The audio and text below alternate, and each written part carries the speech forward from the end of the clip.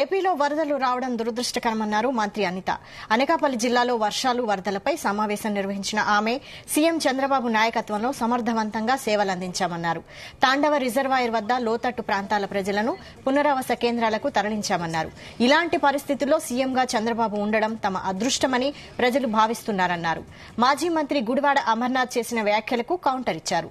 Road మీదకు వచ్చి పులిహోర, water packet ఇవ్వని వారు కూడా మాట్లాడడం విడ్డూరంగా ఉందన్నారు.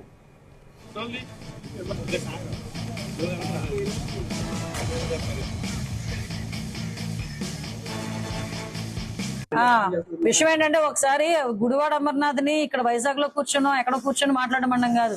ఒకసారి విజయవాడ రమ్మనండి. విజయవాడ వచ్చి ఒక పులిహోర ప్యాకెట్ ఎవరికైనా అందజేసి మాట్లాడితే బాగుంటది. అంతే తప్పించి ఎక్కడ మాట్లాడకుండా ఏం పోయింది, పైసా ఖర్చు లేనిది కదా ప్రెస్ వచ్చి ముందుకొచ్చి మాట్లాడటం. అందుకని నోటుకు వచ్చినట్టు ఏది పడితే అది మాట్లాడుతున్నారు. కొంచెం సంస్కారం ఉంచుకొని మాట్లాడుకోవాలి. ఎందుకనంటే ఈ రోజు అక్కడ ఎన్ని సహాయక చర్యలు జరుగుతున్నాయి, ఎంతమంది దాతలు ముందుకు వచ్చి ఈరోజు సహాయక చర్యల్లో పాలు పంచుకుంటున్నారు.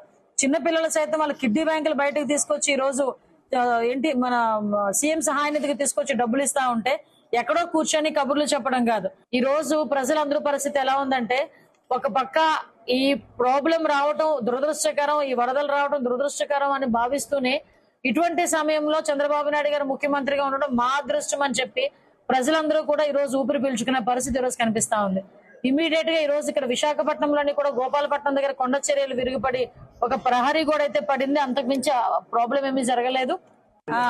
విషయం ఏంటంటే ఒకసారి గుడివాడ అమర్నాథ్ ని ఇక్కడ వైజాగ్ లో కూర్చున్నాం, ఎక్కడ కూర్చొని మాట్లాడమన్నాం కాదు.